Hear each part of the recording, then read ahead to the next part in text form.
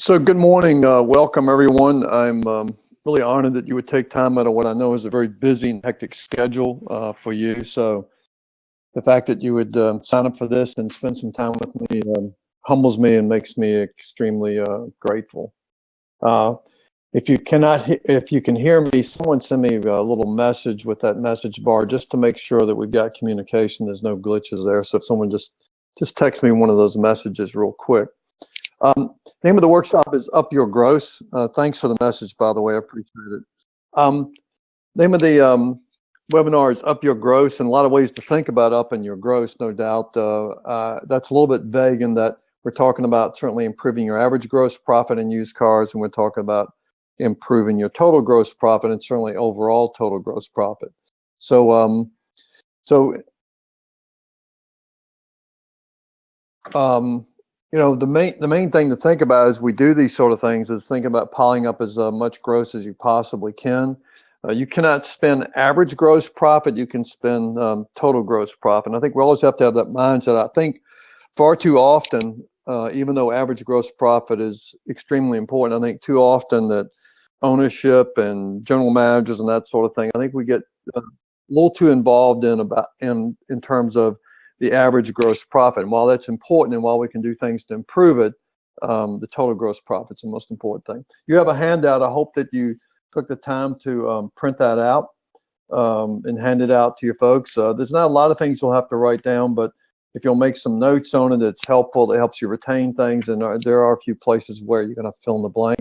I'm going to be sending out a video on this presentation within about 24 hours. So if you or a colleague or someone needs to view it again or wasn't there today, whatever it may be, you can make use of it in that way. When that video comes to you later today, there'll be a survey attached to it. It's only 9 short questions. I can't get any better unless you give me some feedback. And I'm looking for the pros and the cons, no doubt. So no different than your business. If people don't do surveys, it doesn't really help you. You have free coaching for life. So if after this workshop you need some help, I'm happy to help you any way I can. I'll talk to you whatever amount of time we need on the phone. I don't charge you a thing to do that. So if I don't explain something really well here today, or there's some other concerns you have, maybe you're dealing with some really bad water issues and you need some ideas on how to get that squared away and keep it squared away, I'm delighted to help you. I won't be doing questions and answers. I've muted everybody here, so we're not going to really be able to do that with a number of people on here. You can, as I mentioned before, if you have something that you want me to comment on or you're looking for some help, you can send me a text message on the screen here, and I'll try to respond to it. I may not be able to. Depends on where we are in the workshop. Make sure that, and speaking of that, there's that little icon that if you wanted to text me something, it's right there. That's a screenshot of what you're looking at. So if you need to send me something, you can there. I blocked out the rest of the afternoon today to help you in any way that I can. So you can call me later today. The number's on the screen, and you can send me an email. I'm extremely responsive. So if I didn't explain something well or you need to chat about something, please contact me this afternoon. You can contact me anytime, as I pointed out, but I have blocked out the afternoon for the express purpose of doing that. This is not a commercial message, but when I come to your store, what I do is 2 half days. It's a half day in one afternoon where I spend one-on-one with you and certain members of your team to get to know your dealership. And then the next morning we do a 4-hour workshop. It's high energy.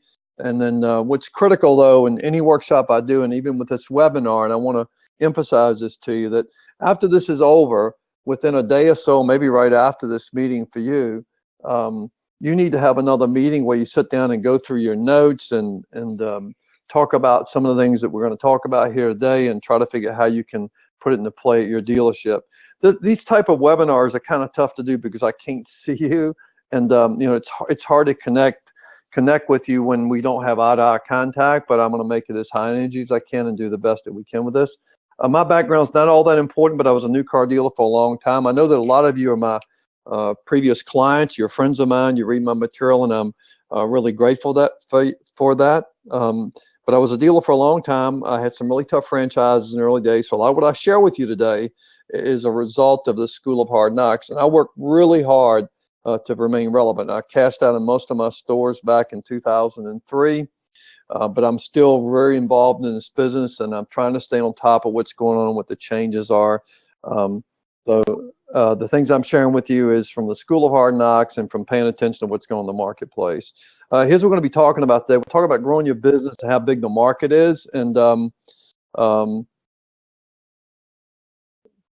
hang on here a second. Someone said they can't see. You should be able to see. Someone sent me a message that said you can't see. You should be able to see, though. I don't know why. Maybe something on your end, but let's see. Bear with me a second. Just want to make sure. So we should be good. I apologize for that, but you should be able to see the screen, so I'm not sure why you wouldn't be. But anyway, maybe a glitch on your end. But I'll be sending the video out, so again, don't panic, though. You're still going to get to see it at some point. In terms of growing your business, it's a pretty big market out there. And so I'll be talking about how to maybe increase your volume, which I think is critical in today's business. Talking about managing your money. There's a lot of money at risk. I would venture to say that most people in this call have anywhere from $500,000, and depending on the number of stores you have, you could have $10 million tied up in used cars. We'll talk about that. If you've ever heard me speak or read some of my stuff, you know that I'm big on pressing your costs down. We'll talk about how to do that and why it's critical to your success. And everything I'm going to talk about today, everything I'm going to talk about really evolves around life cycle management. So we'll get to the attack mode, and after we get past the attack mode, we'll get into life cycle management. Life cycle management will really improve your gross profit. So I'm kind of going to build up to that. You know, you could say, well, to improve gross profit, we just have to ask for more. And that. Okay, so someone said the audio's not working, and I think it should be working now. If somebody can hear me, send me a message real quickly here. Can you hear me?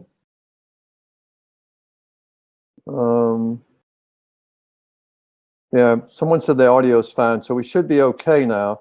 Up to this point, if it wasn't working, you haven't missed a whole lot. So and the audio and okay, good. Sorry about that, guys. I'm not sure what I said that was pertinent, but probably not that much. We're really just getting going. Someone said they can hear me and see me. Hey, thanks for those messages. So we're going to be talking about a number of things here. And as I mentioned, if you didn't hear me, sometimes I think we focus too much just on average gross profit, not enough on total gross profit. So through today's workshop, we're going to build up to the fact, and we'll talk about growing your business, managing your money, pressing your costs down, going into attack mode, and getting into life cycle management. All these things will have an impact in one way or another on your gross profit. So as we go along today, bear with me here. As we go along today, that's what it's going to be all about. So I'm going to put a bunch of things on the buffet table. You get to taste them. Some you'll like, some you won't. Keep this in mind. I was a NCAA college basketball referee for 17 years. I've been booed by 15,000 people. I understand that everything I'm going to talk about may not be a fit for you, but just don't boo me too loudly, I guess. How many of you have heard the term the race to the bottom? Most of you have heard that term. For those that haven't or don't use it, it's a common term that we're hearing in today's business about the fact that there's a race to the bottom when it comes to gross profit, because so many people are using a tool like Viato, which, by the way, is my favorite. They're using a tool like that for pricing on the internet, and consequently, because everybody can see what other dealers are pricing their vehicles at, we change our pricing, and what happens to gross profit is it keeps going further south. So it's kind of a race to the bottom. And without question, gross profit today is impacted by the fact that so many customers today can see the pricing online, and we keep changing our prices because we're competing hard. And we know if we put a great price on the internet, the customers are likely to show up. But that does hurt gross profit somewhat. But I believe there's more to the story than that. I think there's a whole lot more to the story than that. And think about this for just a minute. How many of you struggle to make gross on units over 60 days old? That's a rhetorical question, and no doubt if you have units over 60 days old, it's tough to make profit on. I believe that and the fact that we struggle to make gross on cars that even at 45 to 60. I think those items right there is the number one reason why gross profit has taken such a hit. Yeah, the internet plays a role in it, but the fact that we sell too many cars late in the cycle are killing us. It's no secret, and you know this. You know that we make the most money on the car we sell in the first 20 days, and we don't make a whole lot of money at 60. So bottom line is, if you've ever taken the time to analyze your average gross profit in segments, like the first 20 days, the next in 30 days, and 45, and so on, it would be a constant graph of constantly going down. So a lot of what we're going to talk about, at least I'm going to be talking about, kind of evolves around this whole concept of speeding up this process. Here's some current trends. I want to share these with you. Just some quick bullet points. These are all printed in your handout, and hopefully you printed that out. Margins are being compressed, well, no doubt. You know, we're not making the margins we used to. Even on new cars, we know how difficult that is. There's a greater focus on used. You know, there was a time in this business when a lot of dealers didn't care about used cars that much. If you think back to, I don't know, maybe 20, 30 years ago when Honda was really hot, a lot of the Honda dealers in the country, they were selling all the Hondas they could get, full window sticker as they rolled off the truck, so they didn't worry about used. I mean, I've known dealers who wholesaled every used car that came into the inventory. But right now, what you're seeing is everybody's trying to focus on used cars. There's less profit in the new. We're finding also there's less turnover of salespeople and sales management. You know, we're not having the turnover that we used to. We still have turnover, but people are not jumping from store to store as much as they used to.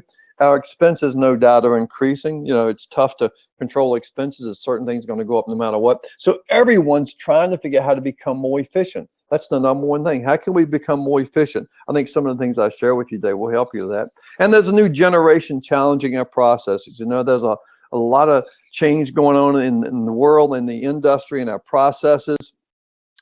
You've got the people out there like Carvana with electronic signature. And, you know, Carvana, I don't think is making any money right now if you're familiar with those guys. Everything's done electronically. I don't think that's a big part of our business right now, and I think it's a ways down the road before people really become comfortable with that. But what I would say to you is you really need to have that potential available on your website so people can go through as much of the process as possible. I know a lot of you making great strides in that. So the customers actually, they want less interaction with us, no doubt. Now, this next bullet point doesn't really apply for most of us because our parts and service business is pretty good. But I want you to keep your eye on that bullet point because I'm going to come back to it and reference it in a minute. It says parts and service beginning to slide for some dealers. This next slide you're looking at here kind of ties into a backstory. Back in March of 2012, I wrote a newsletter. And as I write every week, I know a lot of you folks read them. Thank you for that. I wrote a newsletter. And what the newsletter was basically saying back then was business is really, really good. And because business is really, really good, we should be making a really, really lot of money. As many of you know, the standard in the car business forever has been that we should make at least 2% net to sales. If you're not familiar with that term or that concept, if you add all the sales dollars up in a dealership, sell a part for $10, doesn't matter what it is, or you sell a car for 40 grand, you can do that all day long. You add all those numbers up, and we should make at least 2% net to sales. That's been the standard forever. But what I was saying in that newsletter was, look, right now, while business is really, really good, we should be making a really, really lot of money. We should be making 4 to 6% net to sales. Because right now, by the way, I could write that same newsletter today and it would be appropriate for today, so pay attention. Right now, we should be making 4 to 6% net to sales, because if you're only making 2% net to sales right now, or back in March of 2012, if you're only making 2% then or now, you're going to be in a real trick bag when business goes south, and at some point, it does take a turn for the ugly. So right after I wrote that, the purpose in this chart, right after I wrote that in March 2012, NADA came up with this report that sort of validated what I just said. So the report said that the average dealer is making 2.45% net to sales. There's going to be some below, some above. It said the top 20% is making 4.73. There's going to be some in the 5 and 6 range. And it further said, do you remember that page back where it said parts and service beginning to slide? See this right here? It said that the service operating profit as a percentage of sales was minus 2.28% for the average dealer and down 2.14% for the top 20%. Let me share with you what I think was going on back then that you should forever keep at the forefront of your mind. Who remembers 2008, 2009 when new cars went in the tank? The bottom line is if we don't keep selling lots of new cars, we're not going to have any service work. I mean, as good as your frequent flyer program may be in your dealership, when you sell a new car, you only have about an 18-month window with those folks before they start to fade away to the Jiffy Lubes of the world. So if you don't keep selling lots of new cars, you're not going to have any service business at some point. If you don't believe that that's true, think about it this way. If the manufacturer took your franchise from you today, but the manufacturer said, look, we're going to let you keep servicing them, we'll pay you warranty work on them, but you can't sell them anymore. At some point, you're not going to have any cars to work on. Now, the average hours per hour on a customer pay ticket, on a customer you sell a new car to, they come back to your store for service, the average hours per hour on a customer pay ticket is 1.7 hours. So keep that in mind, but you got to keep selling lots of new cars in order to have some parts and service business going on. Now, if you're really good in used cars, you're going to sell more new. I mean, it's an absolute given. You know where to go with it. You can step up on the trades. You can make deals that other people can't because you know what you're doing. You don't have an aging problem. You don't have that stuff going on. You're really in a position to rock and roll. Now, the average hours per hour on a used car ticket that goes through the shop is 4.0. Now, there's probably someone in the room or someone thinking, well, it's not like that here. It's like 8.0 here. I get that. I understand that. But the bottom line is the hours per hour on a used car ticket is much greater than a customer pay. So if you're really good in used cars, you're going to sell more new because you know what you're doing. You got more customers coming back at the 1.7. If you're really good in used cars, you're selling more used cars. You have more tickets going through at the 4.0. I would suggest to you, not even suggest it, I would, I don't know what the right word is. I would demand that the reality is that the used car department has the potential to drive the entire dealership. But here's the problem. It's a fact, and the used car department is this key to doing new and used car retail volume. If you're taking notes, if you have a pen in your hand, write this number down just for grins and giggles. 60 to 65% of every deal you work at the door has a trade-in involved in the process. Now, that varies depending on your brand. It varies depending on your market. But it's a very high percentage of deals that you work that have a trade-in involved in the process. Now, the problem we're in the country, by the way, everything I'm talking about impacts your gross profit. The problem we're in the country is a lot of deals have a lot of crap sitting out there over 60 days old. As long as you have a lot of crap sitting out there over 60 days old, you're never going to maximize your new car potential. You're never going to maximize your used car potential because it's like a noose around your neck. It's choking you to death. So bottom line is you have to make sure that that's not going on because you're never going to be but so good. Look, you'll have some good months. You'll get lucky. It'll be the springtime of the year. You sell a bunch of used cars, a bunch of new cars. Your inventory got sweet, but you got lucky. But you will not consistently be but so good till you fix that problem. And by the way, as I talk about 60 days, and I'm sure there's some people in this call that have some units over 60. I'm never a proponent of taking cars to the auction and dumping them. I'm a proponent. Everything I'm going to talk about is based on the concept of finding a retail buyer for the car. That's the problem we have. Most used car managers are trained by other used car managers and local wholesalers. Think about how the industry works. I mean, we have a factory rep for the new car department that comes in. I don't really know what they do anymore. You have a factory rep for the parts and service department. I don't know what they do either. You have a factory rep for F&I. A lot of people do business with someone like JM&A or Zurich or someone like that come in and they train your and help and coach and train your F&I managers. And but the factory rep historically in our industry for the used car department has been Bubba the wholesaler. I mean, Bubba's has been the one influencing the used car departments in the history of our business. Now, why do I use the name Bubba? I was a used car manager a long time ago, and one of the guys used to call me, his name was Bubba. And every time I go to he used to hang around the dealership all day. He didn't just call on me. He kind of had his own little place where he just kind of hung out all day. But anyway, every time I go to appraise a car, I'd mentally go, I wonder what Bubba would put on this car. Or I'd ring Bubba up on the phone to get a number from Bubba. Bubba was always willing to help me. I mean, really, who was Bubba really helping out? He was helping Bubba. There's still a place in the industry for the Bubbas of the world today, but we don't really need the Bubbas of the world like we used to need them. So that takes us to, with such training, we've been asking our used car managers to manage millions of dollars of inventory. I mean, if you just think about how this business works, there's a lot of money at risk, and we get a lot of influence from the outside. But with the technology we have today, we certainly don't anymore. Hey, I want to share some numbers with you. Some of these you'd be familiar with. You might recall back in 2015, we sold 17.4 million new cars. Most people have heard of that number. And last year we sold 17.5 million new cars. Again, that's a number a lot of people are familiar with. I think we're tracking a little below that probably right now, but it's going to be a decent year, no doubt. The one that most people don't hear about, most people don't talk about, they don't think about is this one right here. Last year we sold 40.6 million used cars. I mean, look how much bigger the used car market is than the new car market. So the potential for you to improve your business, improve your volume, it's there. It really is there. Some of you probably know there's a dealer in Kentucky. He's a GM dealer. He's out on the outskirts of Louisville. He's kind of out in the country. Guy's selling 500 used cars a month in a little GM store where there's no other dealer. So the potential is out there. You have to figure out how to get a bigger piece of your pie. Franchise dealers, though, of that 40.6 million, only sold 15 million of it. Independent dealers sold 13.9, and private individuals sold 11.7. The one I want to focus on for the moment is right here, the independent dealers. They sold 13.9 million used cars. I will oftentimes say to dealers and used car managers, why do you let them have your cars? And sometimes they say, well, some of it's junk, and I'll give you that. Some of it is junk, and you don't want to mess with it. But more often than not, it's because we become prejudiced against certain cars that we don't want to mess with.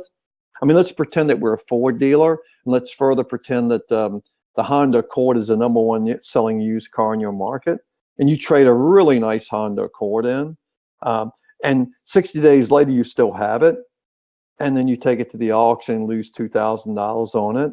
What's going to be your attitude the next time you trade in a really nice Honda Accord? You go to appraise one. You're probably not going to make the deal. You're going to pass on it because you just got burned.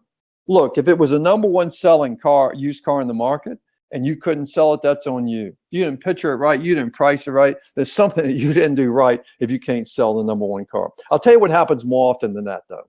More often than that, what happens to us, and this all impacts gross, guys and girls, this all impacts gross. What happens to us frequently is we'll trade cars in, and we have $7,000, $8,000, $9,000, $10,000 of these cars, maybe even less in these cars. And every time we trade them in and we take them into the shop is ripping our eyes right out of our heads. They're killing us in the shop.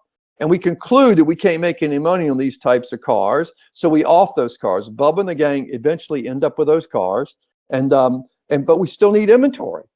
We still need inventory. So what do? We go where? We go to the auction and buy late model used cars. Now when the factory comes out with rebates and incentives and interest rates, you're competing against yourself. You're shooting yourself in the foot when you do that.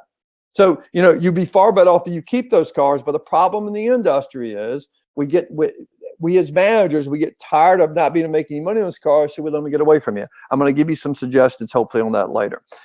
Private individuals, they sold 11.7 million. Why do you think most people sell their own used car? Of course, they think they can get more money for it. I'll tell you what does happen, and it may not happen in your store, and I hope that it does, but it does in some. The salesman will actually say to the customer, you might be better off to trade to sell your car yourself. So tell the customer, you might be better off to sell your car yourself. So the customer goes up the street to sell their own car. Now, the salesman, by the way, is doing that for good reason. They know you got a bunch of crap sitting there over 60 days. They know that your mindset of the used car manager when that's going on is they're going to try to do what? Try to steal the trade. They're trying to steal the trade to make up for the sins they already have. Till you fix that, you won't ever be but so good. The customer goes up the street, that you're not guaranteed they're ever going to come back. That doesn't usually work out too well for us. Let's talk about managing money. I think that most of us that are listening to this know what a mutual fund is, and if you've ever had a mutual fund, you were probably in a mutual fund to hedge your bet. And in a mutual fund, there's probably some winners, some losers, and you're hoping at the end of the day you make some money. I think that's the way we oftentimes, in a subconscious way, think about a used car department. We go, I got some winners out there, I've got some losers out there, and I hope at the end of the day I make some money. I would suggest to you the way your thinking should be is every used car sitting out there is nothing but a short-term stock, and you're a day trader. And your job as a day trader is to maximize the return on that investment. I'm going to quickly walk you through return on investment. Again, this all adds into making more gross profit. You don't need to know how the formula works on this, but you do need to understand the numbers that go into it and the impact that certain numbers have. And so the first number that goes into it, of course, is how much front gross profit did you make? Keep this in mind or write it down. The ROI, the sweet spot you're looking for in ROI is 110% and north of that. So 110 to 120, however you want to think about it. Now, this is based on front gross only. The standard in the industry is to use front gross only. If you wanted to include F&I in your equation, you could, but you'd have to like double the sweet spot. So in this example, we're using front gross only, and we made $2,500 on this car, and we got $12,000 in, and this car set for 60 days. Now, when you run the math on this, the return on investment is 303%. I mean, really, think about that for a minute. How many of you would like to own a stock in the stock market where you make 303? That's strong as goat's breath. So look at the three numbers that I've got circled there and see if you can kind of determine why it was so good. Well, obviously, you made a decent gross profit. You didn't have a lot of money in it at $12,000, and the car only set for 25 days, so the return on investment is 303. You'll actually have some a lot better than that. Look at my next example. We make 25, we got $12,000 in the car. The car set for 60 days. The return on investment is 141%. Again, we made a decent gross profit. The 141 is pretty darn good. We'll take it all day long. It's north of 110 by far, so we're very happy with that. We made 2,500, got 12,000, 60 days. Can you look at those three numbers and kind of determine why it was so good? Okay, well, it was good because we made the 25. We only had 12 in it. And what obviously hurt it just a little bit. Yeah, the 60 days hurt it, but it didn't kill it because the other things were pretty good. I was doing a 20 group meeting a number of years ago now, and they always set those rooms up in a horseshoe. I know a lot of y'all are in 20 groups, and they always set the room in a horseshoe. And there was a dealer sitting in the second seat on the right-hand side, and he spoke up and he said, Tommy, the problem in the car business is every now and then a miracle happens. See, here's the miracle right here. There's your little miracle right there. That's the miracle. If you can't bet on that happening. That's a really bad bet and a really bad business plan if that's your plan. Hey, here's another example. Make 25. I got 27.5 in the car. The car's set for 25 days. When we run the numbers, the ROI is really sweet at 131. Can you tell me why it was so good on that car? Yeah, it's pretty obvious. You made 2,500. You only had 27.5 in it. Oh, excuse me. You had 20. Excuse me. You had 2,500 in it, and it set for 25 days. What actually hurt it was this number here, had 27.5 in it, but it still turned out well because this number and this number were really good. But this probably hurt a little bit. Well, here's one of the really weird things about the car business. You would think that the more money you have in something, the more money you would make. Well, we all know that it doesn't work out that way. I mean, think about that for a minute. If you were building $3 million houses, you would expect to make more money on those than a $300,000 house, wouldn't you? Doesn't work out that way in the car business, does it? Here's a moral to the story. Look, if you take nothing out of this little webinar today but this piece of information and keep it at the forefront of your mind, it's going to serve you well. Here's the moral to the story. If you have a lot of money tied up in a car, what has to happen? Yeah, you have to turn it. You can't mess around with it. It is not uncommon today to trade a vehicle in, even if you're not a Highline store, to trade a vehicle in that you got $40,000 tied up in it. You can't afford to let that vehicle sit for any length of time. It's going to eat your lunch. Because look here. Here's a car we got. Luckily, we made 25. Got 27.5 on it. Sits 60 days. Now look, if you can make the 25 at 60, you should be thrilled. You should be patting yourself on the back. But when you run the math on this car, it's at 61.20%. You really didn't make any money. God bless you, you made 25. But the odds of that happening are not good. You start checking some of your ROIs, you're going to find that out. I make up all my own PowerPoint slides. I'm really smart like that. I'm really proud of myself that I can do that. Yeah.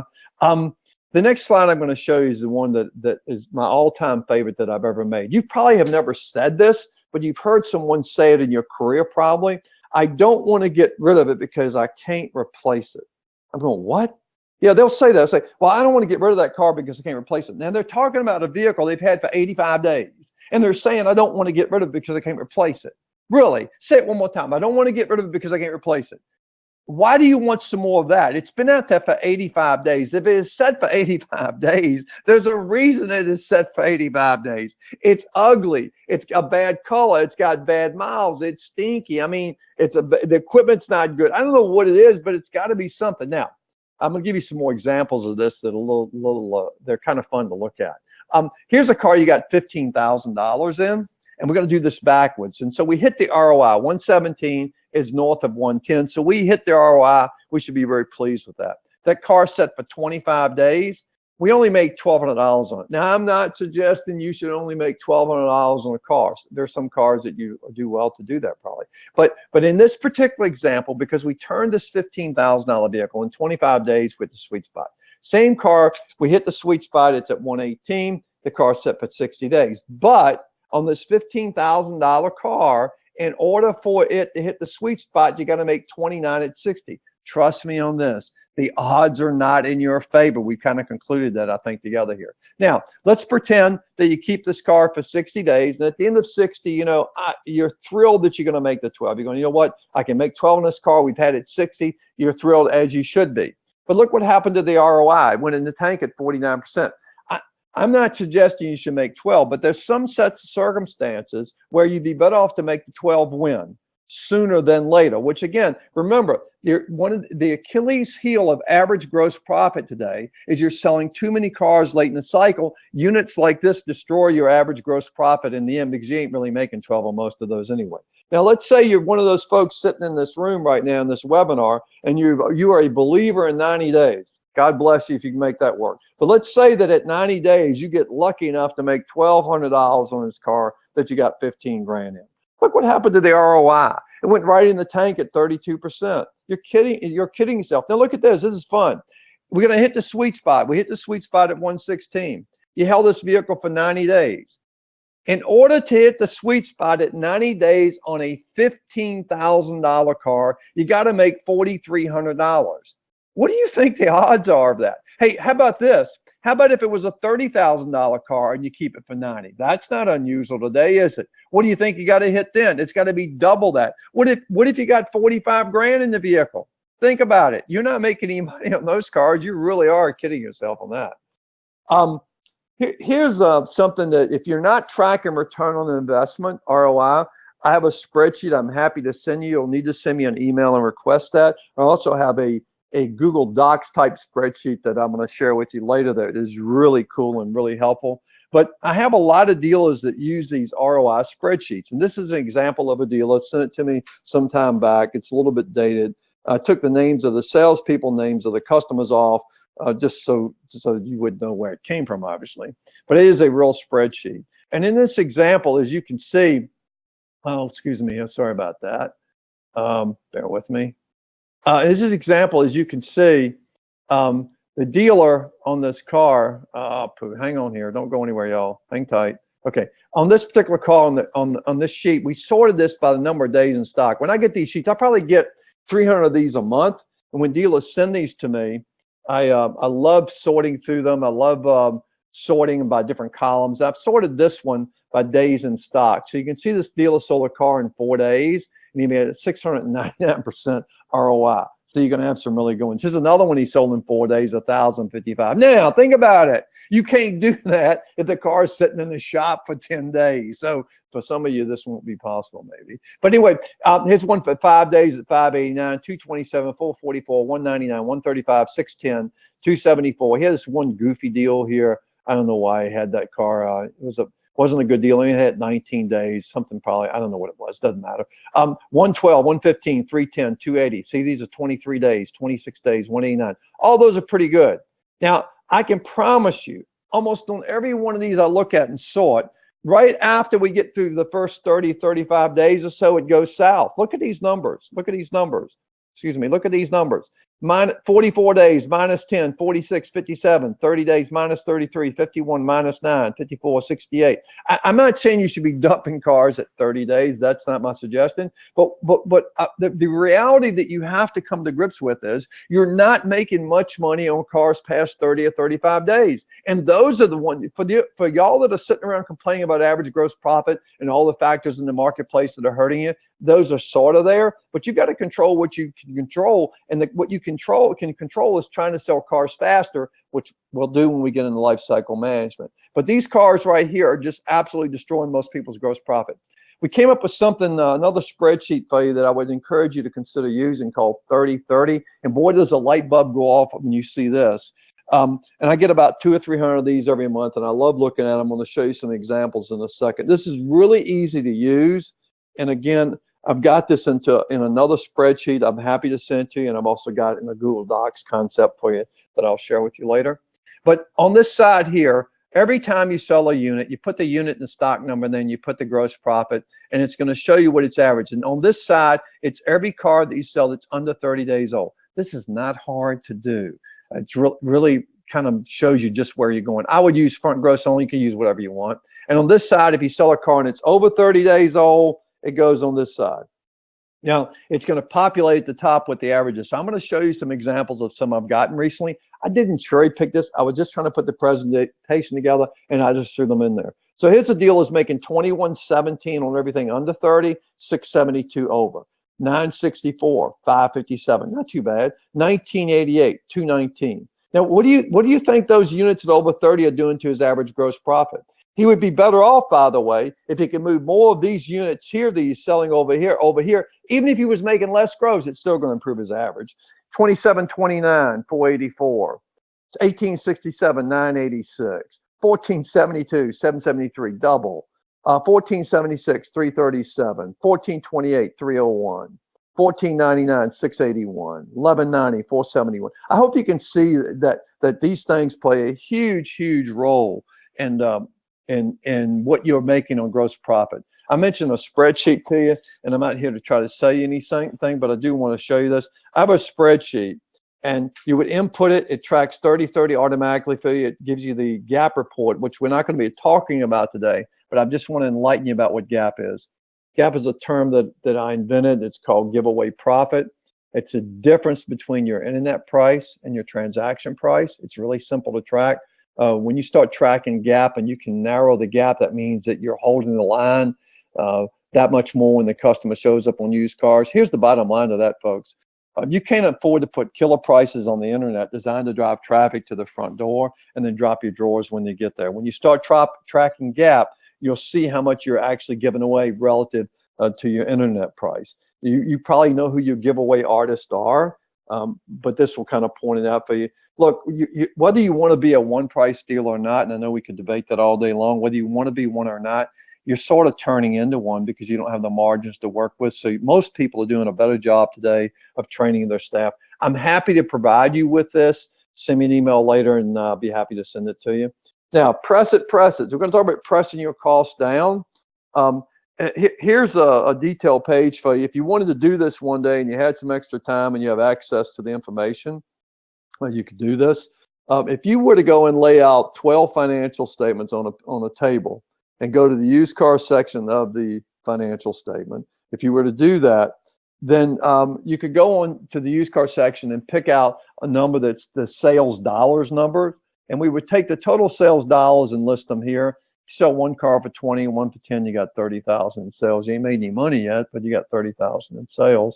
Then if you take the total gross profit each month and log it here, you subtract those two, you get something called cost of sales. If you divide that by the number of retail units, you'll get an average cost per unit sold.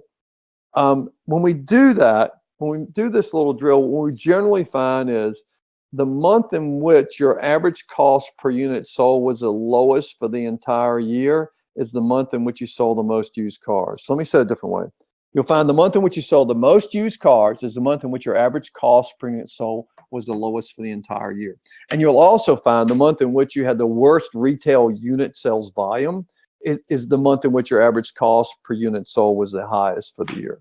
Now, the principle I'm going to give you applies regardless of your set of circumstances.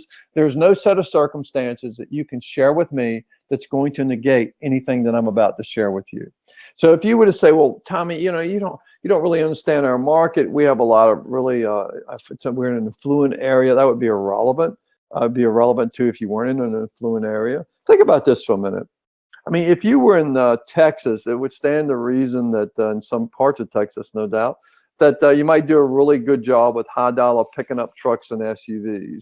That would be irrelevant. If you were to say to me, Tommy, our system, our inventory, the way it comes to me each day through vAuto or a spreadsheet or our DMS or whatever, doesn't have the ability to extract the wholesale pieces going to the junk auction. All that stuff is irrelevant to the principle I'm about to share with you. But think about this too. If someone is on this call now that has a Highline store, so you have a Mercedes dealership, can you imagine if you have a Mercedes dealership, you have some pretty expensive used cars in stock? No doubt you would. You really would. But that's irrelevant to this principle. His principle is pretty simple. You need to know every day of your life, what is your average cost per used car in stock. I don't really care what the number is. I don't care how you get the number every day. It doesn't matter what's in it, what's not in it, but you got to know what the number is. And whatever the number is each day, you need to be thinking about what can you do to press it down. The more you can press your average cost per unit in stock down, the better off you're going to be. You end up getting in the used car business and out of the news car business. News cars is a word I made up. News cars is when the average cost per unit in stock keeps creeping up and up and up, gets very close to your new car pricing. In fact, it comes out with rebates, incentives, interest rates, and some of the weird and interesting things they come out with. You get your head handed to you on a platter. So you're always trying to press it down. Now, if I looked at it this morning, I'm at 17.5. My brain should be going, what can I do to get 17 to 16.5, 16.5 to 16? The more you can press it down, the better off you're going to be. You're going to be selling more used cars and less dollars tied up. Now, that's always a good thing. Now, you might be saying, well, what number am I trying to get to? There is no special number to get to. You just need to be better than you were yesterday. Yeah, if you can get to 12,000, God bless you, that'd be great, I guess. I've never seen anybody go too low. That question comes up sometimes. Now, you'll start pressing it down and you'll start to pay attention to it and it starts to come down. Then all of a sudden it's going to jump up. It'll jump up for one of two reasons. One's a better reason than the other one. It's going to jump up because you went to the auction and bought some high dollar cars. God bless you if you make that work. Good for you.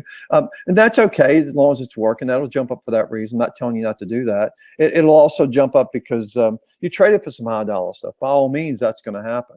But you're paying attention to it every day. By the way, there's only one definition for the word every. You're paying attention to it every day. You're going to get right back on task, and you're going to focus on pressing it down. There's probably someone on this call, and probably more than one of you sitting there thinking, boy, he's an idiot. Because what you think you're hearing me say is not really what I'm saying. You think you're hearing me say that, hey, we need to go to the auction and buy cheaper cars. And doesn't Gibbs know how hard that is to do? Of course I know how hard that is to do. That's not what I'm saying. It's not so much about what you buy sometimes, but what you don't buy. But here's the biggie. It's oftentimes what you keep versus what you let Bubba and the gang have. I believe that every used car that comes into your dealership, unless it's a stone piece of junk, you should be trying to retail. I think everybody should have a budget center. I know it depends on the state and the laws and all that. But you should always be thinking about pressing it down. There's no magic number. Like I mentioned, Mercedes dealer. If you're a Mercedes dealer, you might never get that number below $30,000.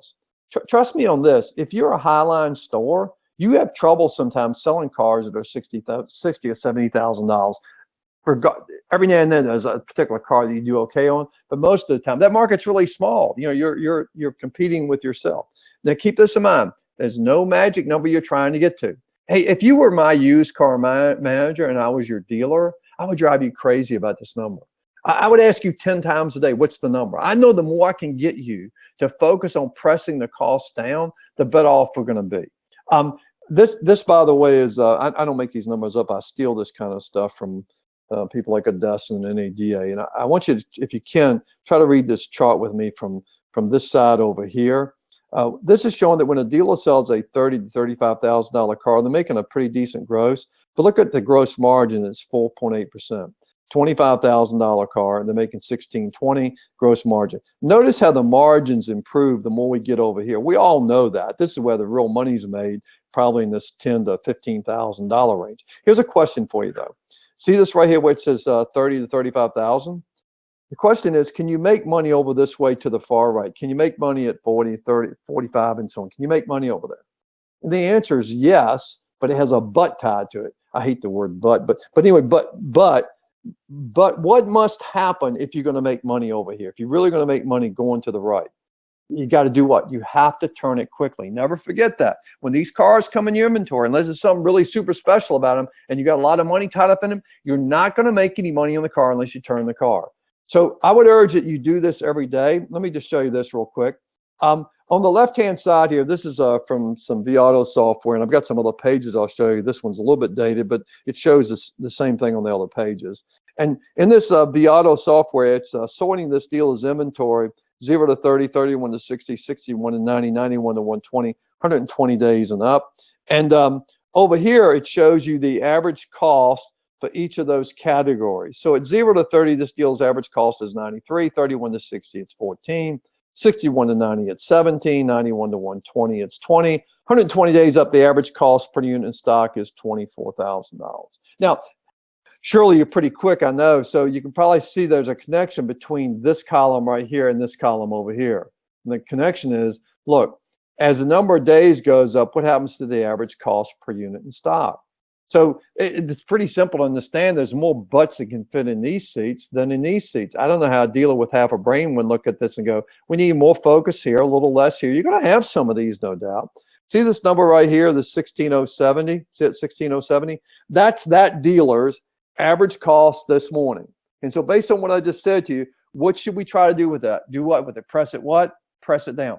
Now, everything I'm talking about has an impact on average gross profit and total gross profit. Keep that theme at the top of your mind here. Now, I require my used car manager to print this page out every day. And if you're a used car manager, you ought to do it on your own without somebody requiring you to do it. Print it out every day. I get them to circle that number, put their initials in it, put it on my desk every morning. They have to put it on my desk every morning. I've already looked at it because I'm anal about this number and I know the impact it can have. And then when they give this to me, I've taken a magic marker and I mark an arrow on it whether the number went up or down from the previous day, whether it went up or down. And then I put today's date on it. I take these pieces of paper and I wallpaper the walls of my office with them. It looks like crap, it really does. But anytime any manager, anybody walks in my office, they always go over and look at it and try to see where we're tracking. And they kind of go stir the used car manager up if we're going in the wrong way, which I think is a good thing. Here's some other examples. This is not in your book. I hope you can see it on the screen. This one, you can see 0 to 15, 16 to 30. This guy's got 61 that are over 43 units that are over 61 days old. And again, look how the numbers are shaking out. 14, 15, 16, 22, 23. His average cost is 17. Should be trying to press that down. Here's another one for you. Again, this deal's got a bunch of units over 60 days old. And look over here, which ones are killing most? This guy's got 85 units in the $26,000 average. It's eating his lunch. Here's another one for you. 61 plus units, got 73 over, $20,000 is a kicker there. If you ought to sort yours out and take a look at it, it'll probably follow a similar pattern. Then we're going to go to time to attack. Now, there's certain units that we should be attacking every day. And most of you look at an age report, I'm pretty sure. I would suggest to you that you take your inventory and sort it by cost or investment with the most expensive vehicle at the top. So it's going to look something like this. This is a vAuto page, and you can see that we've taken it and sorted it by cost or investment with the most expensive car at the top. And what we're going to do is we're going to attack the 10 most expensive units in our inventory every day. We're going to sort it, and we're going to draw a line at the 10th most expensive car. So I put this on an Excel spreadsheet to make it a little easier to look at. And we're going to print it out every day. We're going to draw a line at the 10th most expensive car, and we're going to attack them. Now, if you have a really small inventory, you might just want to attack the 5 most expensive. But you can see this deal is, and this is about a year or two old, I guess. This deal's most expensive car is 25, 24, 22. You can see how that's tracking. But we want to attack these units. Now, what do I mean by attack? First and foremost, we're going to print copies of this every day. Used car manager is going to print it out, and he's going to hand a copy to your service director. The service director, if I'm your used car manager, your service director and I are going to have a very clear understanding that if any of these 10 units right here just so happens to be in service, he or she has got to get them out in a hurry. They can't jack around with them. They've got to get them out of service in a hurry. Why do they have to get them out in a hurry? Because they're the ones I have the most at risk in. These are the ones that are going to be the most difficult for me. They can't mess around. Now, the next thing I'm going to do is make sure that I give a copy of this to everybody that's in management, including BDC, Internet, your desk managers. Everybody's going to get a copy. I want everyone in the dealership to have top-of-mind awareness about the more expensive cars in stock. So if we get a chance to work a deal on them, we're going to make it happen. Now, we want to make sure that the next thing we do is we change our normal pricing scheme on these 10 units with one exception. So on these 10 units here, if you're currently using a pricing tool like vAuto and you price them at 100% of market, 105% of market on day one, whatever you're doing, you don't want to do it on these units with one exception. If you're plussing everything up for $1,000 or whatever you're doing, just don't do it on these 10 units. There is one exception. On these 10 units right here, I want to serve these 10 units up at a price point to the public that makes them want to come in and take them off my hands sooner rather than later. The sooner these cars go away, so I'm going to price these cars really tight to the market, depending on a lot of factors. It could be some of these cars, I might even price them from day one for what I have in them. The faster they go away, the more money I'm really making, because these units are going to be very difficult for us to make money on. Now, there's one exception, and here's the exception. If you have a unit in your 10 most expensive units, and based on your knowledge, and you know you always make good money on them, why would you want to serve that unit up at a bargain basement price? You wouldn't. You have to use some common sense on this. But fundamentally, I've got to make these units go away because they're going to be the ones the most difficult for me to make money on for most of us. Now, the next thing I'm doing, here's a fourth piece. I've given you three pieces, Bob, three so far. One, make a copy, make sure the service director gets it, make sure we're on the same page. Units in that service department that are on this list have got to get out in a hurry. Number two, we're going to make sure that we give copies of this to all the members of the management team, including BDC, to understand we get a chance to make these units go away. Number three, we're going to make sure that we price these units tight to the market. All these things impact gross profit. Make sure these units are priced tight to the market, with one exception, that being if there's a unit here that you know you do well on it, we're going to do that. Here's the fourth and final thing. We're going to consider. Keyword is consider. We're going to consider putting bonus money on these units regardless of the number of days they've been in stock. So I don't really care if I've only had a unit 6 days. I might consider putting bonus money on it. Now, let's see if we can understand what typically happens in our industry. We will probably agree that when a car gets to be around 60 days old or so, we're willing to sell it for what we have in it or less. That happens a lot. You can't deny that it does. Oftentimes, on that very unit, we're willing to pay like a nickel or a $500 bonus on it to make it go away. Now, the dealer is a really smart person. We have some dealers on the line here and some GMs. You guys are really smart. That's why we let you have those jobs. Now, you're really smart, and you're looking at something. The dealer's looking at something called salesman's compensation as a percentage of gross profit on the financial statement. Now, they're looking at that every month, and the sweet spot that they've been trained to get to, after you shake out all the interesting accounting things we do with PACs and whatever we do, after you shake it all out, the magical number they're trying to get to, regardless of how your pay plans are set up, the number they're trying to get to is 17 to 20%. I'm betting most people in the room are familiar with that number. Now, what happens, though, is that they're selling cars in the dealership for what they have in them or less when they get to be about 60 days old or so, and they're paying salespeople like a $500 bonus on them to make them go away. Pretty soon that percentage starts to creep up. Pretty soon it's at 22%, goes to 23, 25, 27. I've seen some over 30%. But the dealer is watching us month after month. And finally, the dealer, after looking at this for several months and it keeps getting out of control, the dealer concludes that there's a problem with the salesman's pay plan. Now, what does a smart dealer do when there's a problem with the salesman's pay plan? They change it. And when you change the salesman's pay plan, it's always a very happy and exciting event in the dealership. Everybody gets really jacked up when you change their pay because they know they're going to get a raise. I don't think that's true. I'm trying to be funny. I'm not very funny. Most of you have heard me speak. No, I'm not very funny. But that's not funny either. But the bottom line is there's probably nothing wrong with the pay plan. What's wrong is how you're managing the inventory. You'd be far better off. You'd be far better off in some situations to be paying some bonus money on some of these cars sooner than later. I don't care if you only had 6 days. Let's pretend you've only had a car 6 days. And let's pretend you buried yourself in it last night. Let's pretend you got 40 grand in it. And are you going to price it and try to make a profit on it? It probably isn't going to happen. You probably need to price it really tight to the market and pay some bonus money on it. We do it backwards. We pay a salesman a lot of money to lose money. It's one of those insanity things. Say yes if you get. Everybody say yes. Say yes. I can't hear you, but I know you said it. I want to show you this one. This page is not in your handout, but I do want to show this to you. This is a Highline store. And what I want to show you is that in this Highline store, you'll notice that we sorted this deal's inventory by cost or investment. This deal's got a $118,000 car, $75,000, $74,000, $73,000. You can see those, right? And you can see that this one's already been here 36 days.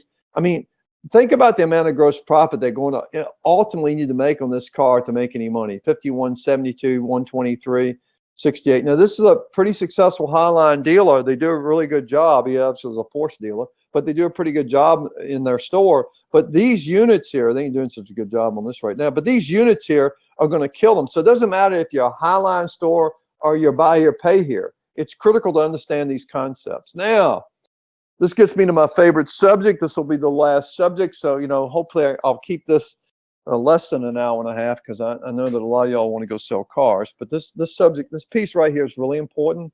This will have a great impact on your gross profit. You'll notice that this fish pops up here once in a while. The reason for this little fish, I don't know if you can tell it's a fish. I have some rubber ones I had made like this that I give away when I do on-site workshops. But anyway, these little fish are to remind you that used cars are a lot like dead fish. The longer you keep them around, the stinkier they get. Just never forget that piece.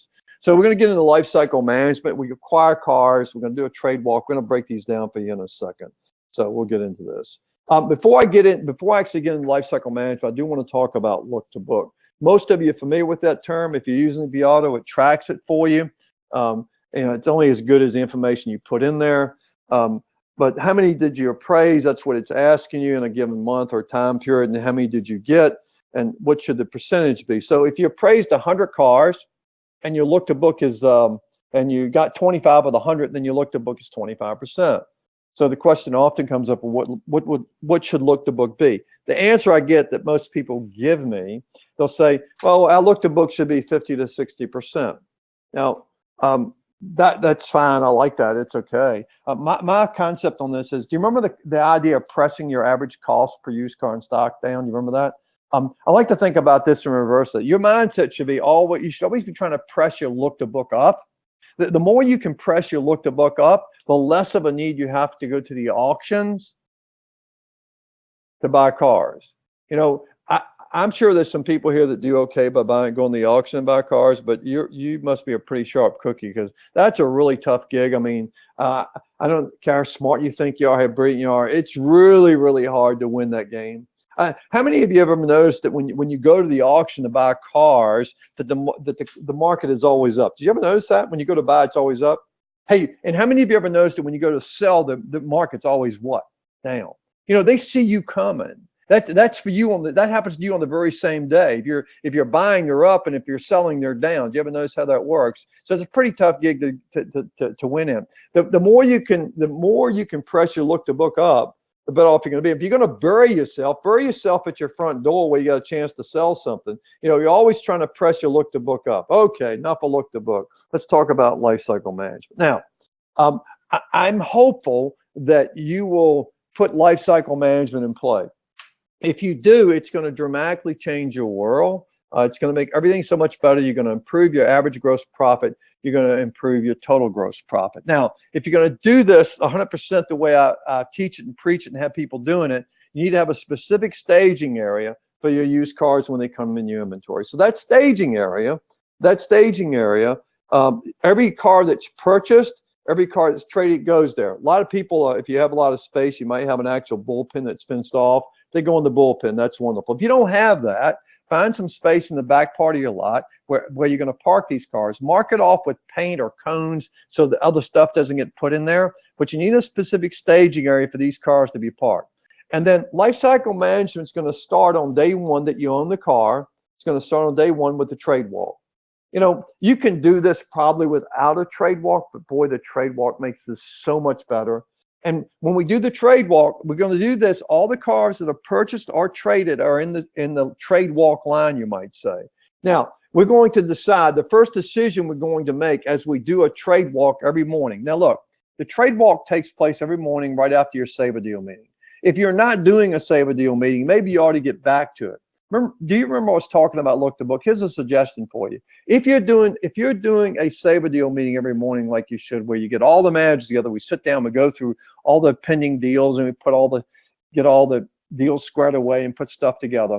Make sure that when you go into that meeting, that you bring in all the appraisals that were done from yesterday, and make sure that a manager, not a salesperson, make sure a manager contacts all those people that we did not make the deal with that have a trade. Make sure we contact those people. And make them another offer on their trade. If you can make them another $500 offer, it's not going to hurt you that much. And you're going to make some car deals by doing that. Keep in mind that customer who went to another dealership, no one has probably followed up on them and said, I'll give you more money. So that's a sidebar. So right after that Save a Deal meeting, though, we're now going to take all the members of the management team, take any salesmen that are standing around not doing anything, take those with you. And we're all going to go outside. I want the service director involved in the trade walk. This pays such dividend. I have a dealership in Louisiana where it's almost like the service manager. He runs this meeting. It's awesome. But anyway, make sure the service manager is with you. Now, the first thing that's going to happen is we as a group collectively are going to decide if we're going to wholesale or retail. So the entire management team is going to make that decision. As smart as I think I am, and I'm sure I'm not as smart as I think I am, but as smart as I think I am, and if you're the dealer GM, and if you were smart enough to hire me as your used car manager, I would not want to do this alone. I want to get more people involved, more heads involved. Remember, these cars came in last night. They're from purchase or trades. They're all in the row. Now we're going to make that decision, and then after we do that as a group, we're now going to assign these vehicles an expiration date. I'm hopeful that if you're not on 60 days, that you're going to work towards that. I mentioned this earlier in some of my remarks. You may not have heard it because I was talking early on. But if you have a problem with a lot of warranty inventory, a lot of aged units, I can help you work with that. But here's the problem. Even if you're on a 60-day deal and you're not letting anything get over 60, and remember, it's not about dumping units at 60. It's about finding a retail buyer. If you're already on that, every unit doesn't get 60 days. That's the mistake that we make. I'm going to break it down and show you how to do it, but they all don't get 60 days. But we as a group are going to decide how many days each unit gets based on some criteria we're going to be developing. Now, here are some things that impact the life cycle. Now, keep this in mind. I can't harp this enough. The longer the car stays in inventory, the less gross you make on it, which impacts your average gross, no doubt, and your total gross. Say yes if you get that. I know you all said yes.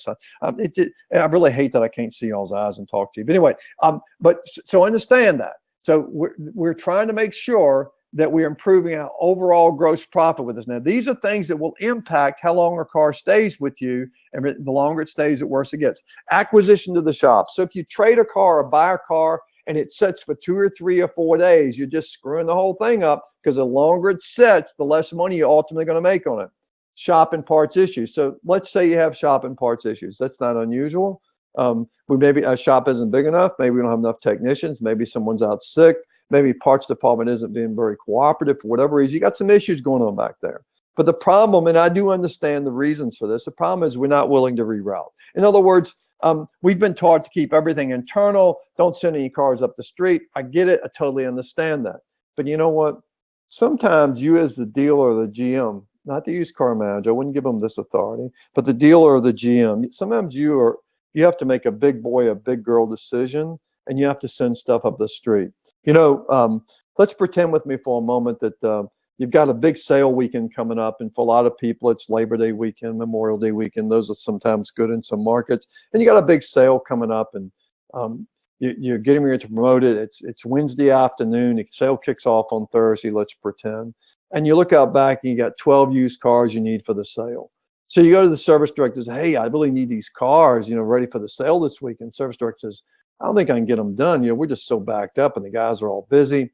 So you as the dealer say to the service director, I would say to the service director, look, do me a favor, go back and talk to the technicians and see if any of them are willing to work late tonight to work on these cars and get them done for me, because I really need them for the weekend. And if they'll do that, I'll pay them double time, triple time. You can tell them anything you want, whatever it takes to get them. I'll pay them a $500 bonus, whatever you can do to convince them to stay and get me these cars. I really need it. I would appreciate it. So the service manager goes back and he talks to the people.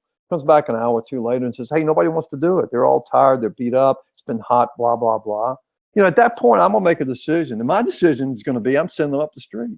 I need them for the weekend. The most important thing we're doing is selling cars. I can't wait till next week or 10 days from now for them to get around doing it. But most of us won't do that. I understand why, as you do.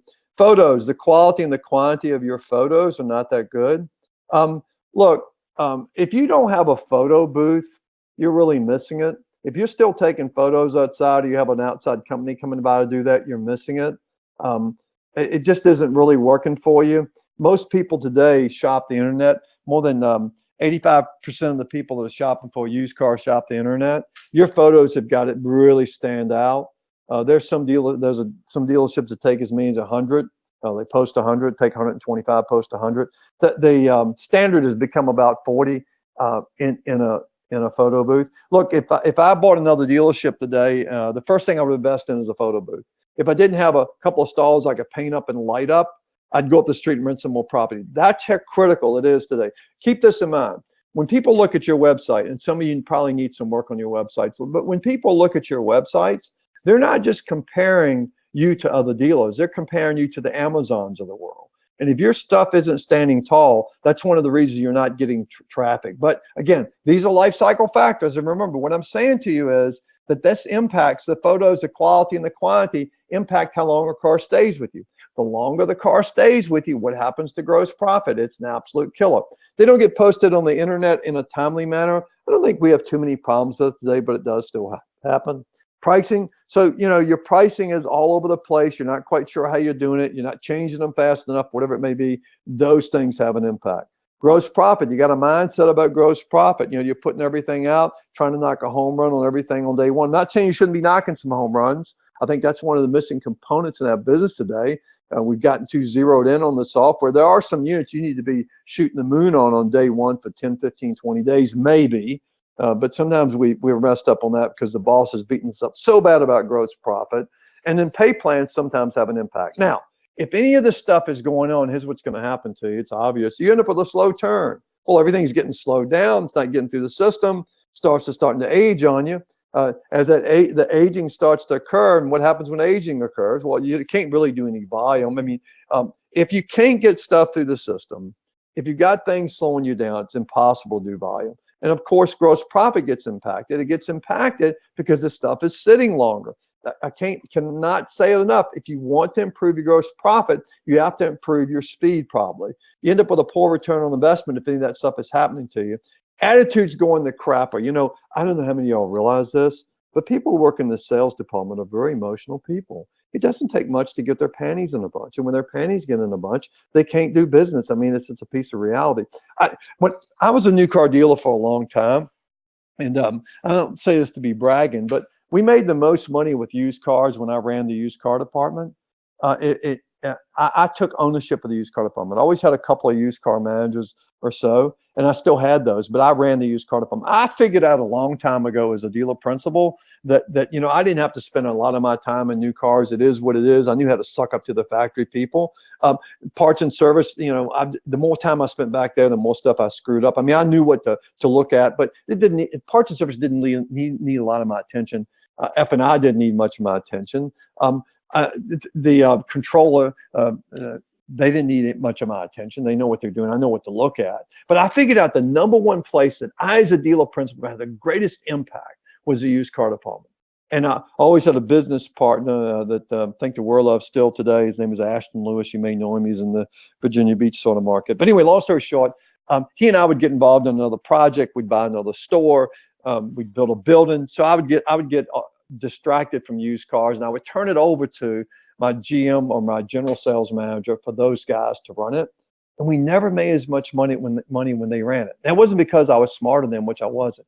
It was because I could move the obstacles. I've got the power. That's a great thing. That's a cool thing about being a dealer. You've got all the power. So you can fix anything you want to fix. So if it's dealers and GMs in the room, for those who are sitting in the room with them, just realize they can fix anything they want. They have the purse string. So if it takes money to make it happen, they can make it happen. But I can fix it if I want to. But attitudes go in the crapper when this is going on. Your ability to trade at the door is impacted. Why should you step up on certain units that you'd like to have if nobody in the store wants to work on them, as an example? And certainly you're not going to buy those type of units. Now, we're going to use something, if you buy into this, and I hope you will, called early warning radar. There's a little picture of it in your handout. It's not that great a picture. That little decal is about half the size of an 8.5 by 11 page, so it's not real big.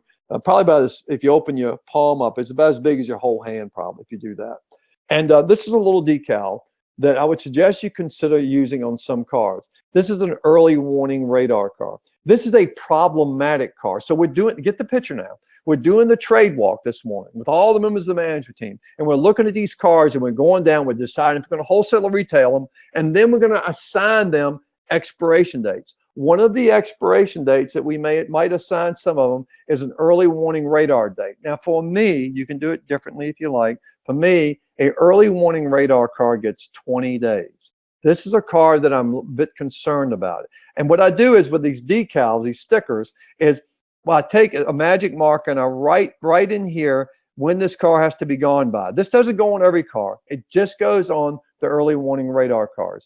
So this car's got to be gone by the 28th for whatever reason here. Now, here are some cars that you might want to consider. If you're following along with your handout, you're going to have to write these down because this is not already pre-printed in your book. There's a page with this and something else you're going to need to write down.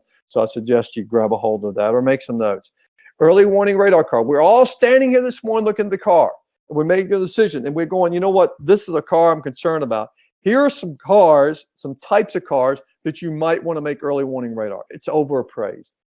You know, last night you overappraised, you put too much money in it, you buried yourself. We do bury ourselves in cars sometimes, and it's okay. It's certainly part of the gig, right? But what typically happens to us is we will bury ourselves in a car, and our brain is going, well, we've done this before. We'll retail out of it. No big deal. We'll make it go away. But 60 days later, you're still jacking around with it because you killed yourself in it. So what we're doing is we're standing here together this morning, and we're going to be honest about what we did to ourselves last night. I hope this doesn't offend anyone, but I like to refer to this as a come to Jesus meeting. We're all here, and we've got to be honest about what we did. We're standing here looking at the car, but hey, guys, we killed ourselves in this car last night. So with this particular car, we're going to put it on a very short shelf life. The shelf life for this car is 20 days. Now, the goal and the objective with this is we must find a retail buyer at some price within 20 days. If you don't find a retail buyer for this car in 20 days, the rule is you have to dump it. Now, it can be painful, but it's not going to be as painful as if you keep messing around with this and hoping you're going to find a retail buyer at some magical number where you're going to make a profit, because the odds are you probably aren't. I hope I'm making sense to you. The sooner we can find a retail buyer for this car, which is the goal and objective, that I'm going to be. So on a car that we overpraise, that we're killed in, we're going to give it a 20-day shelf life. Now, it's a make-a-deal car. What do I mean by that? How many times, probably in your career, and it's happened to everyone, have you had a new car in inventory? It's been sitting out there 300 days. Nobody's even cracked the door on it. It's just sitting and sitting and sitting. So finally last night, someone came in and they opened the door on it and they wanted that car. You will end up doing whatever you have to do to yourself to make that car go away. This is a car that you're super crushed in. But you did make something go away good for you. But I'm only going to give this car 20 days. I ain't jacking around with this one. I'm super killed in it because I made something go away. It's got odd equipment. I think most of us realize that there's some cars that need certain types of equipment to make them sell. Some cars need GPS. Some cars need a sunroof. Some cars need leather. Some cars that you would be familiar with need certain types of wheels. It just is what it is.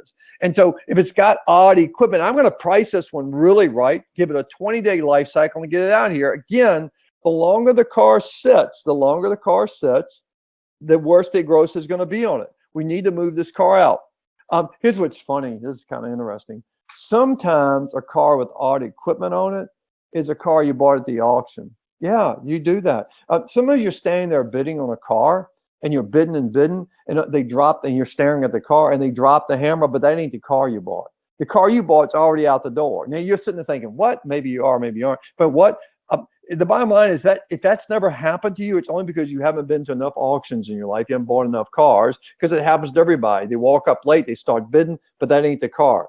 But what happens, this is even funnier, the buyer, the used car manager comes, sometimes the dealer who bought the car, comes back to the store. They don't tell anybody what really happened. They go, oh, the market was up. They don't tell you they screwed up. No, you got to be blatantly honest. We're standing here this morning. All the members of the management team, including the service managers, are standing here looking at these cars. And you got to be honest. Guys, I screwed up. Let me tell you what happened. But they don't do that. No, but that's what you should do. We messed up. Price it right. Get it out of here. It ain't going to get any better for you. It's a bad model for your store. You know, I'll bet you everybody is very familiar that there's some cars that come into your inventory that you just never do well with. You're going to still trade for them. I hope you don't buy them. You're still going to trade for them. But if it's a problem car for you, and it can be most anything that just doesn't do well based on your history, then don't mess around with it. Price it right. Give it a 20-day shelf life and get it out of here. It's a bad color. I would think you know what a bad color is. I mean, come on. I hope you didn't buy a bad color. Again, you could have made that mistake, but it's a bad color. Why are you going to mess around with it? Look, many of you know I was a Volvo dealer. I was not a very good Volvo dealer. Volvo of America hated me. I hated Volvo of America. The Volvo customers hated me. I hated the Volvo customers. But the problem was I never understood those people. I mean, one year Volvo came out with a bright red 700 series Volvo. The car was really pretty. It had eyes, in my opinion. The Volvo customers hated bright red. They loved that puke tan. Does anybody remember that puke tan Volvo? But again, you've got to know what's a good color and not a good color. So yes, if you understand that. Got no experience with it. So you know what? You're a dealer, and last night you praised a Mercedes convertible. It's red. It's got eyes. It's a spring or fall of the year. You get really excited about it. You called the Mercedes dealer and got a number from them, but you trade it in, and your brain goes, I think I'll keep this car and try to retail it and knock a home run on it, no doubt. That's what you think.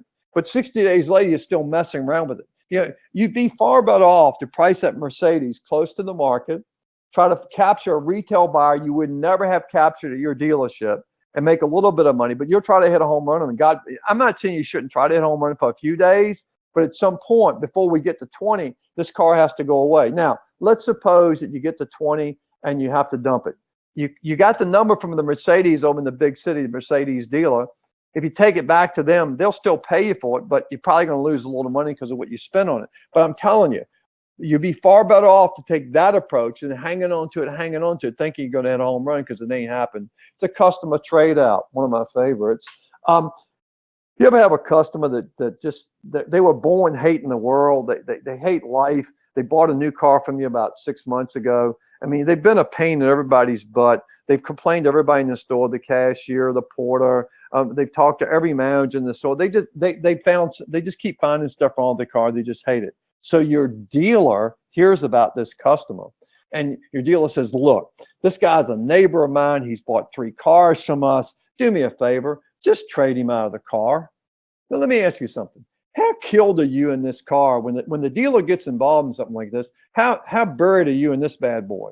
You're crushed in it. But God bless you. You know what? You're going to try to put it out there and try to make a profit on it. You ain't making a profit on it. You're super killed in this car that you traded up, but you're trying to make a profit. I mean, really, who screwed this up? The dealer screwed it up. You need to price it right, get it out of here in 20 days because your life ain't getting any better. It's got a potentially large repair bill.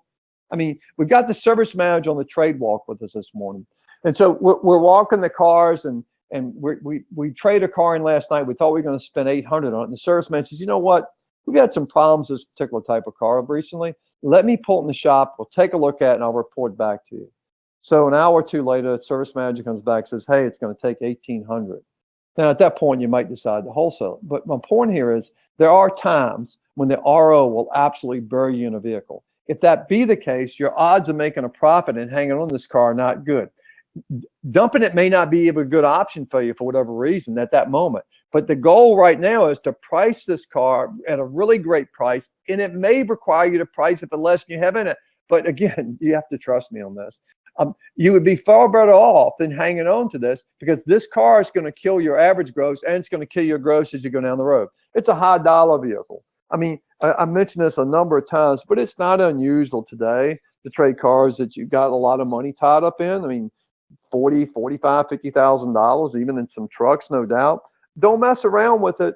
Unless it's something super special about this high dollar bad boy, you need to find a retail buyer for this car just as soon as possible. It's got high miles. Most of us know what high miles are, I would think, or hope. I mean, if it's got high miles, you may want to pay close attention to it, price it right, get it out of here in 20 days. I cannot tell you the number of dealerships I've been in the last few years that have a lot of aged units, and they have a lot of stuff that's aged on them, and they're high mileage meaning that they're 1 and 2 year old cars. They got 30 and 45,000 miles on them, and most of them all came from one very special place. And if I kind of pause for a moment, most of you are blurting it out probably. Most of them came from Enterprise Rent-A-Car. And I'm not saying you can't buy cars from Enterprise and make money on them, because you can, but do understand that if you're buying stuff like that, they're price leaders, they're switch cars, whatever they may be. Don't let yourself get in a trick bag with them. Sometimes I think Enterprise has the best salespeople known to mankind. Carfax report is a little bit suspicious. It's not horrible, but you might want to make it a 20-day car, price it right, and get it out of here. Here's the biggie: gut feeling. I know that seems weird. Gut feeling. How many of you have looked at a car and you look at this car this morning in the trade walk, and you go, something about this car bothers me. I'm not sure what it is. It's just something about it that bothers me. I'm okay with that. Sometimes they just stink. It just has a bad smell. Something weird about the car, right? But it bothers you. You can't really put your finger on it. I'm okay with that. I'm okay with feelings in this. Price it right and get it out of here. Look at this right here where it says horse versus zebra. Here's my point. When you've seen thousands of horses in your life, and a zebra all of a sudden runs into a herd of horses, can't you spot the zebra? Well, of course you can. So I want to prove to you that this works. And if I was in the room with you right now, I would ask you to kind of go through this drill either now or in the meeting you should be holding later. You should be holding another meeting, maybe later today. I'd probably ask you to put it off at 24 to 48 hours. When I do in-dealership workshops for my dealers and I come to your store and we do a workshop, I say the same thing to them I'm saying to you.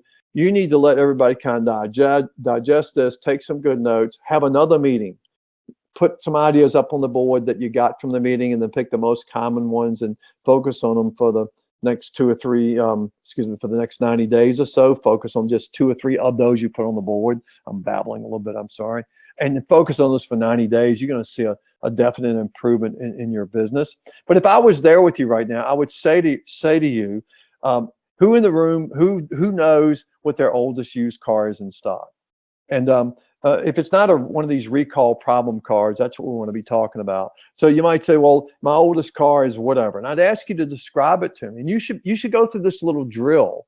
And it doesn't matter if your oldest car is only 50 days old or your oldest car is 150 days old. God bless you if it is. But it wouldn't really matter. And so the questions I would ask you is, tell me about that vehicle. And I'd ask you, tell me about it. Well, did you buy it or trade it? And oftentimes you would say, we bought it. Buying it is the first red flag. The most problematic cars you have, usually the purchase cars, because you pay too much money for them, blah, blah, blah, unless you bought it from a customer maybe, but most of the time I'm talking about auction cars. But I would ask you, well, was it a purchase or trade? And you'd say, well, we purchased it. First red flag goes up. Then I'd ask you, well, tell me what you have in the car. Well, we got $36,000 in the car.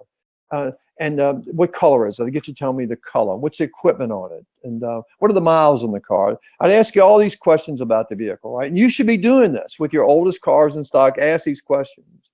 And then I would ask you, why do you think what is in Babel Gibbs, in your professional opinion, why do you think that car is still here? And I'd ask you, because. And I would ask you that question, and you would tell me, well, it's a bad color.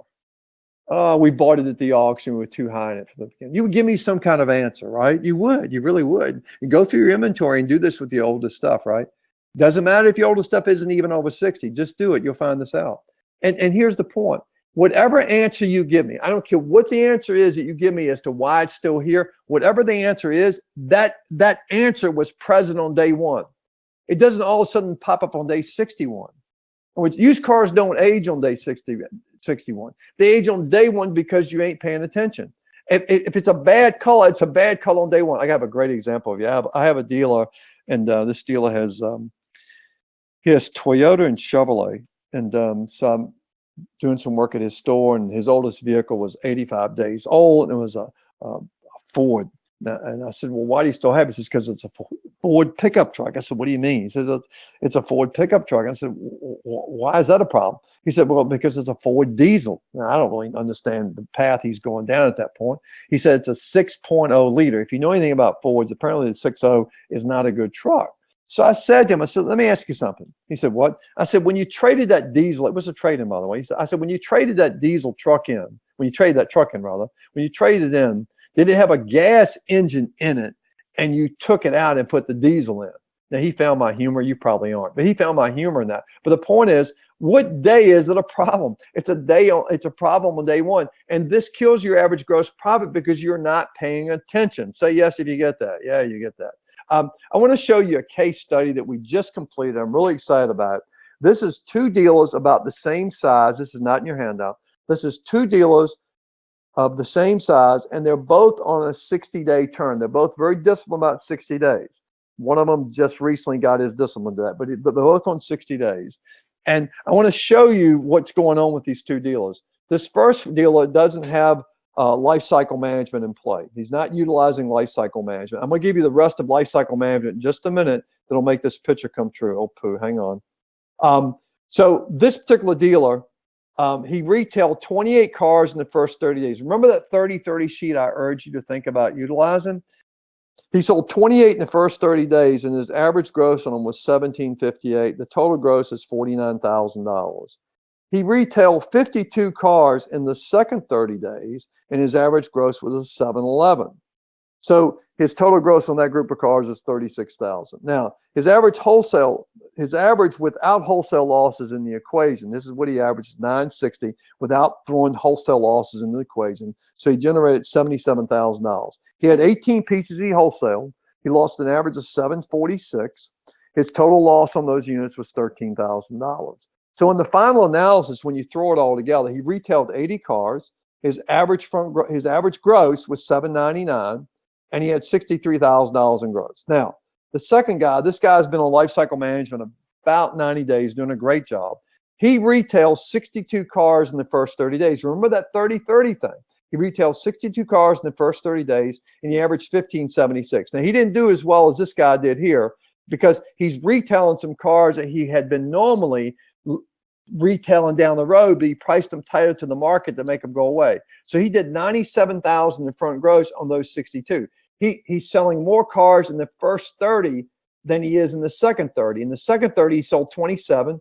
His gross was at $1,126.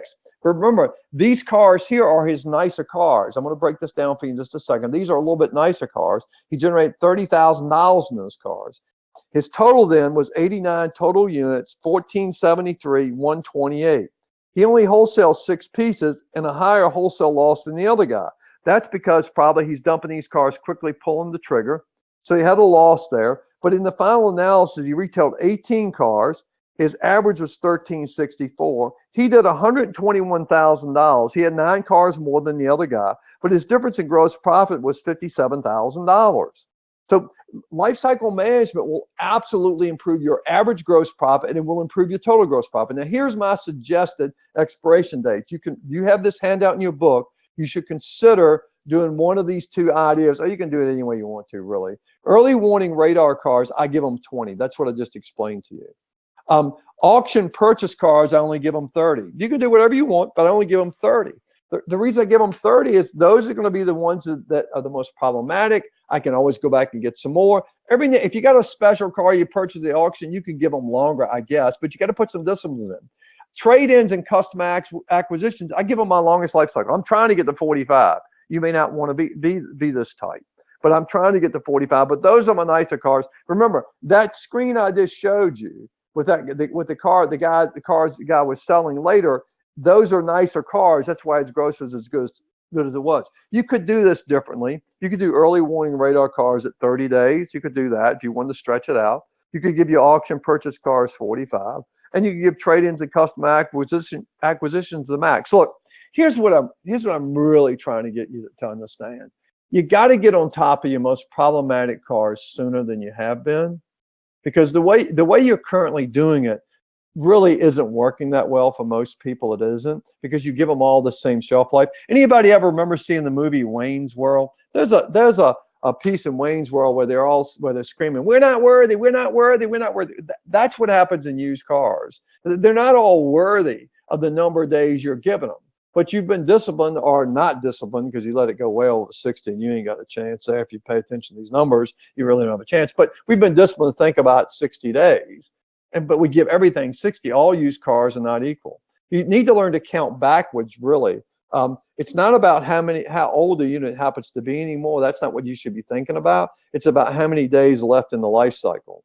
If you had a car that you had assigned at 60 days and it's now 45 days old, it's not really 45 days old. It's got 15 days to go in the life cycle. So you should learn to count backwards: 60, 59, 58, 57, and that sort of thing. So life cycle management. Well, it starts with a trade walk. So if you're not willing to do the trade walk, it's probably not going to help you that much. Your average gross is going to continue to be what it is. Your total gross isn't going to improve. But what it does is it creates a sense of urgency. I'm telling you, you get a bunch of people involved in this, everybody's going to start to really understand what's helping us and what's hurting us. And if you put life cycle management in play and assign it those number of days, you'll get on top of these cars and you're going to find some retail buyers for them. Intensity goes way up. What day does aging occur on? It doesn't occur on age 61. day 60, what's day one? Remember, this is all designed to improve your gross profit. This is all a very simple discipline. What will life cycle management do for you? Well, it's going to control your destiny. Now you got control of what's going on. You're on top of the problematic cars sooner. You get a faster overall turn. Volume goes up. Reduces your wholesale losses, no doubt. Gross goes up, no doubt. So here's a quick little recap. We're going to end this bad boy just about on time. It's a big market. Can you improve your volume? There's a lot of units being sold. You're probably wholesaling some stuff you could retail.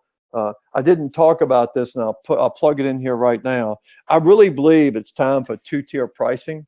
I really believe you would retail more used cars if you would figure a way to set the bar on certain cars under a certain ACV. So as an example, if it's an ACV of 10,000 and less, your service department reduces its pricing to you. I know that's kind of controversial. Here's what I find funny about this whole relationship with service. I just had my car serviced recently, and this is a true story. When the service department needed some work done on the car, and the service writer, he gave me a price that doesn't know I'm in the car business. It is a client of mine, but they don't know that he didn't know I'm in the car business. And I said, hey, can you give me some discount? He said, sure, I'll give you 15% off the labor. I said, what about parts? He said, no, parts won't work with us, but I'll give you 15%. Now, my point is this. We do coupons for our customers. We give our customers discounts, but, you know, we don't really like the discount to the used car department. I know some of you do, and you work with it. I really think you need, here's a suggestion for you. I'm working on this deal. I really think that at the beginning of each month, depending on the size of your store, you ought to give your used car manager a sheet of coupons. Maybe it's got 9 coupons on it for anywhere from maybe 15 to 40%. And they can use those coupons on any cars they want to for that month.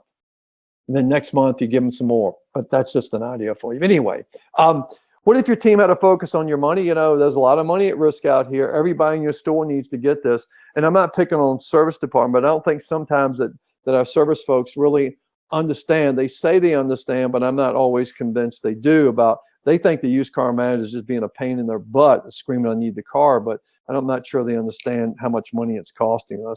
Should you be tracking return on investment? I'm happy to send you those spreadsheets. If you send me an email, I'll send them to you. It's Tommy@TommyGibbsTraining.com. You can text me. You can email me. My phone number is 850-251-2310. I want to remind you again that I'm blocked out the whole afternoon to help you if you need some help.